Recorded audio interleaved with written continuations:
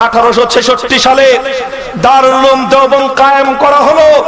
হুজ্জাতুল ইসলাম কাসিমুল খায়রাতি ওয়াল উলুম কাসেম নানুতুবির নেতৃত্বে হাজী আমদাদুল্লাহ মুহাজির মক্কি রাহমাতুল্লাহি আলাইহির তার নেক তাওয়াজ্জুহের বরকতে সেই ভারতের উত্তর প্রদেশে দেওবন্দ নামক গ্রামে ডালিম গাছের ছায়ার নিচে একটা প্রতিষ্ঠান কায়েম হয়েছিল।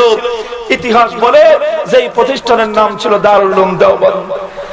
সেই দারুল উলুম দেওবন্দ চেয়েছিল আল্লাহর এই জমিনের মধ্যে এমন কিছু মুসলিম সন্তান তৈরি করবে যাদের বুকের মধ্যে দুটি বৈশিষ্ট্য থাকবে।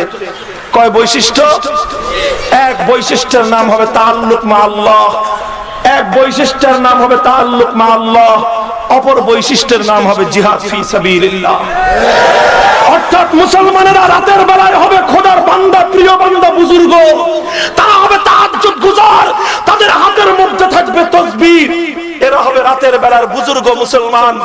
যে মুসলমান রাতের বেলায় বুজুর্গ হবে সেই মুসলমান দিনের বেলায় শুধুমাত্র চুপ করে বসে থাকবে না, আল্লাহর দ্বীনের ঝান্ডা সমুন্নত করবার জন্য, আল্লাহর দ্বীনের ইজ্জতের হেফাজতের জন্য, কোরআনের সম্মান রক্ষা করবার জন্য, আল্লাহর পয়গম্বরের ইজ্জতের হেফাজতের প্রয়োজন হলে তারা বুকের রক্ত দিয়ে শাপলা চত্বরকে রঙিন করবে।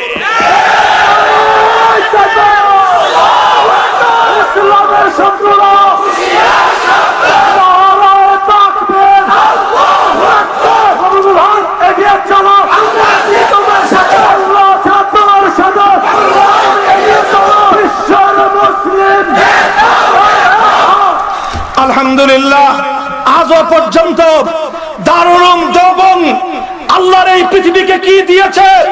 দারুল উলুম দেওবন্দ এই ভারতবর্ষকে কি দিয়েছে?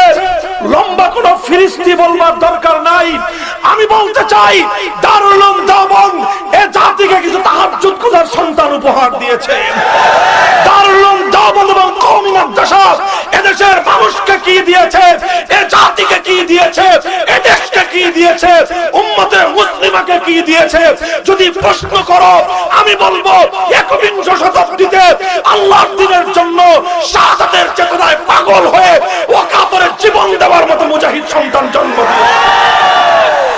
কাজেই যারা কওমি মাদ্রাসাকে তল্লাশি করতে আসেন খুব ভালো করে শুনে যান, কওমি মাদ্রাসা তল্লাশি করবার ব্যবস্থাটা কি? আমি বলি তল্লাশি করবেন, আপত্তি নাই, যাচাই বাছাই করা দরকার। এলাকাবাসীও যাচাই বাছাই করবেন, সরকারি কর্মকর্তারাও যাচাই বাছাই করবেন, আইন শৃঙ্খলা রক্ষাকারী বাহিনীরাও আসবেন, তদন্ত কর্মকর্তারাও আসবেন, বিভিন্ন ধরনের গোয়েন্দা বাহিনীর সদস্যরাও কওমি মাদ্রাসায় আসবেন। তবে আসবেন কখন, কিভাবে আসবেন সেটা আমার কাছ থেকে শুনে নেন। দিনের বেলায় আসলে কওমি মাদ্রাসা যাচাই করা যাবে না, রাতের প্রথম প্রহরে আসলেও কওমি মাদ্রাসা যাচাই করা যাবে না। কওমি মাদ্রাসা যাচাই করতে আসলে শেষ রাতে কওমি মাদ্রাসায় আঙ্গিনায় আসতে হবে। আসবেন, ওয়েলকাম করি, স্বাগত জানাই আপনাদেরকে কওমি মাদ্রাসার আঙ্গিনায়। তল্লাশি করবার জন্য আসবেন, তবে আসার আগে ওযু ছাড়া খবরদার কওমি মাদ্রাসার আঙ্গিনায় পা রাখবেন। ওযু ছাড়া কওমি মাদ্রাসায় ঢুকলে পা ভেঙে হাতে ধরিয়ে দেওয়া। ওযু করে আসবেন, ওযু করে আসবেন, শেষ রাতে এসে কওমি মাদ্রাসার প্রত্যেকটা রুমে রুমে তল্লাশি করবেন। দেখবেন যে কওমি মাদ্রাসাগুলোতে শেষ রাত্রিতে জাগ্রত হয়ে খোদার দরবারে ফরিয়াদের হাত উত্তোলন করবার মতো ছাত্র শিক্ষক আছে কিনা। যদি পান যে এই মাদ্রাসায় এখনো পর্যন্ত শেষ সাথে তাহাজ্জুদের জায়নামাজে দাঁড়িয়ে খোদার দরবারে ফরিয়াদের হাত উত্তোলন করবার মতো মানুষ আছে, তাহলে ফিরে যাবেন, কারণ এটা সঠিক কওমি মাদ্রাসা। আর যদি পুরা মাদ্রাসা খুঁজে একজন হুজুর, একজন ছাত্র কেউ নাই তাহাজ্জুদ পড়ে, তাহলে আমি ফতোয়া দিয়ে গেলাম ওই কওমি মাদ্রাসা আগুন দিয়ে পুড়িয়ে দেন, ওটা কওমি মাদ্রাসা না।